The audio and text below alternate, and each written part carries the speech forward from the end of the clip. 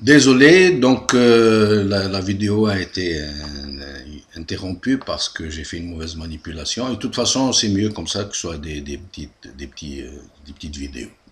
Donc, Boumedienne se retrouva indirectement au pouvoir à travers Ben Bella. Donc, c'était un contrat qui avait été passé entre la France secrètement. Hein, c'est des accords très très secrets.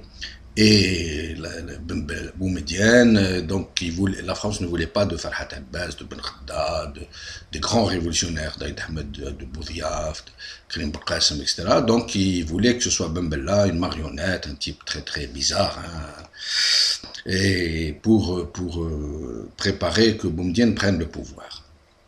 Et donc, Ben Bella, en attendant qu'il le Zap, Boumedienne s'est préparé, hein, et comme il reposait sur l'armée des DAF, ces déserteurs de l'armée française, qui avaient rejoint la Révolution, après presque quand l'indépendance était devenue inéluctable, hein, c'était sûr.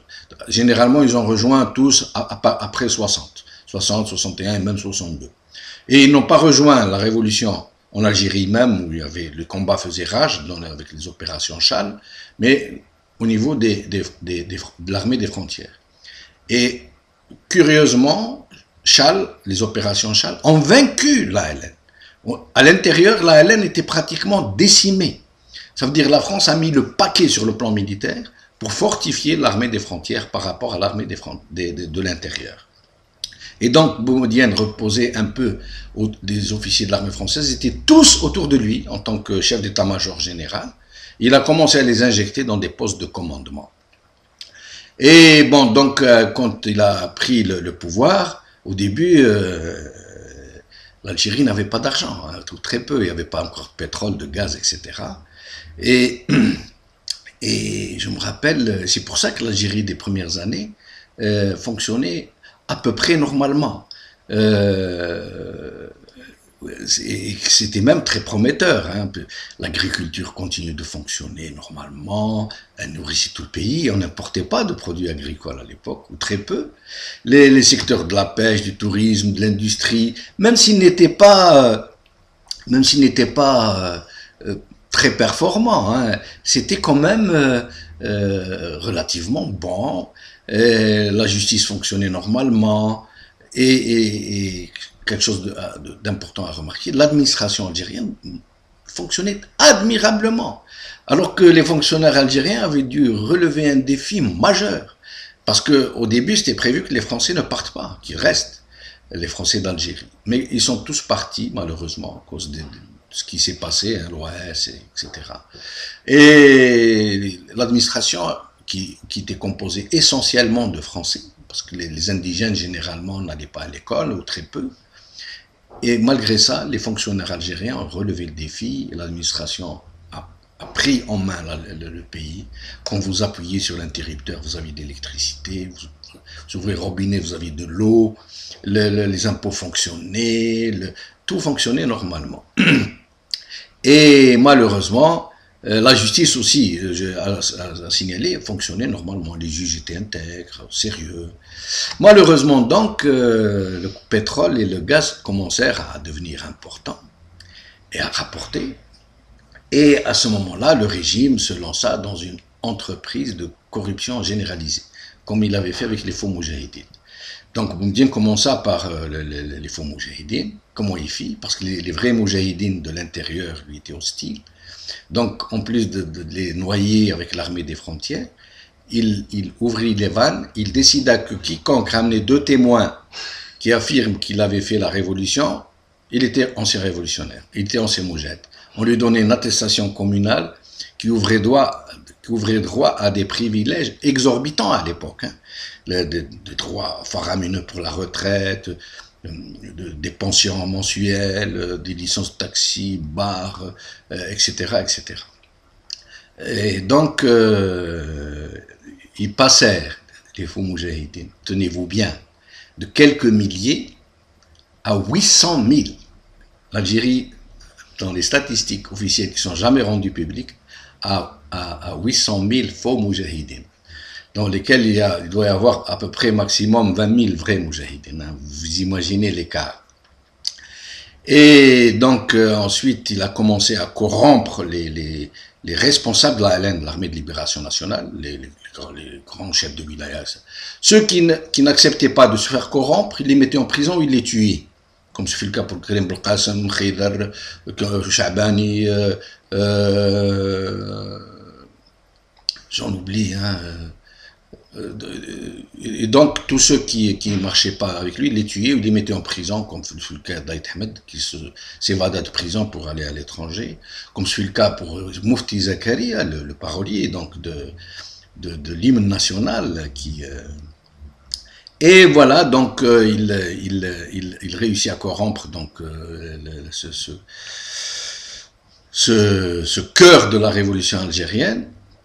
Et donc tous ces gens, hein, ces 800 000 moujahidines, ils ne suffirent pas 800 000 du jour au lendemain, il a fallu des années, hein, mais allant crescendo, donc ne pouvaient être que des partisans de Boumedienne dans une mauvaise conscience généralisée.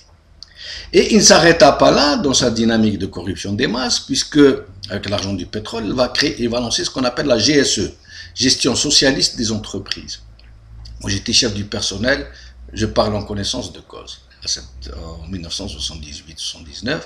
Donc, qu'est-ce qu'il a fait avec les usines? Comme il y avait des risques de concentration de la contestation, qui avait commencé avec les gens des dockers d'Alger, réputés pour être grands syndicalistes, les cheminots et la Sonelgaz, les GA à l'époque, l'électricité et gaz d'Algérie. Donc, il a généralisé la GSE, qui consistait en quoi en réalité? À payer les travailleurs à ne rien faire. Ce qui fait que les usines algériennes devinrent des sortes de vaches à lait, des sortes de vaches qu'on nourrissait à grand renfort d'orge et de paille et qui donnaient du lait au compte-gouttes et de très mauvaise qualité. Donc elles ne produisaient plus rien presque, ou très très mal, ou produire pour jeter. Mais les gens, comme ils ne faisaient rien, ils passaient leur temps à écouter des discours, à applaudir, à sortir en excursion, etc. Et il fit la même chose pour le secteur agricole, il créa la révolution agraire, qui ont fait, après avoir spolié des gens de leurs terres, même des petits possédants, hein, mais pas seulement des grands propriétaires, il y en avait très peu les grands propriétaires. Donc il a distribué leurs terres, mais le problème c'est que les paysans leur avaient construit des villages socialistes agricoles, où ils devaient vivre, et je me rappelle dans le règlement, il était interdit pour eux d'élever des animaux domestiques. Parce que ces villages devaient servir de vitrine aux gens étrangers qui venaient visiter cette fameuse réalisation de la révolution algérienne. Et du jour au lendemain, les paysans étaient donc payés, ils avaient des primes aussi, mais ils ne produisaient plus rien et il n'y eut plus de produits agricoles dans tout le pays. Il a fallu importer toute la consommation des gens. Il n'y avait plus que quelques petites exploitations vivrières qui produisaient un petit peu, mais sinon les terres algériennes ne produisirent plus. Alors, en plus, donc avec ça, il a provoqué un exode rural massif, et c'était dans ses intentions probablement, puisque les citadins généralement politisés étaient opposés à Boumedienne, et donc il les a en quelque sorte noyés dans cet exode rural, et puis le civisme et la déliquescence, les gens se mirent à construire n'importe comment dans des jardins, sur des trottoirs, à mettre des barreaux à leurs fenêtres, à construire des maisons sur des terrasses, des bâtiments, à transformer les caves en ateliers de mécanique, etc., etc. N'importe qui faisait ce qu'il voulait, tant qu'il ne s'intéressait pas à la politique. Et du jour au lendemain, Boumedienne, qui disposait donc de la télévision, du journal Moujad et des relais, ce qu'on appelle les organisations de masse, JTA, UNPA, des unions qui essaient de cadrer les gens. Et donc, le Boumedienne, avec un grand travail de propagande, devint une idole du peuple. Au moment où les opposants, de vrais révolutionnaires, d'authentiques patriotes, qui avaient mené une lutte de libération exemplaire, qui se trouvaient dans l'exil, étaient considérés comme des traîtres. À ce moment-là, la corruption, le trafic d'influence atteignirent des sommets, surtout lorsque Boumedienne mourut. Parce que lorsqu'il mourut, Chadli prit sa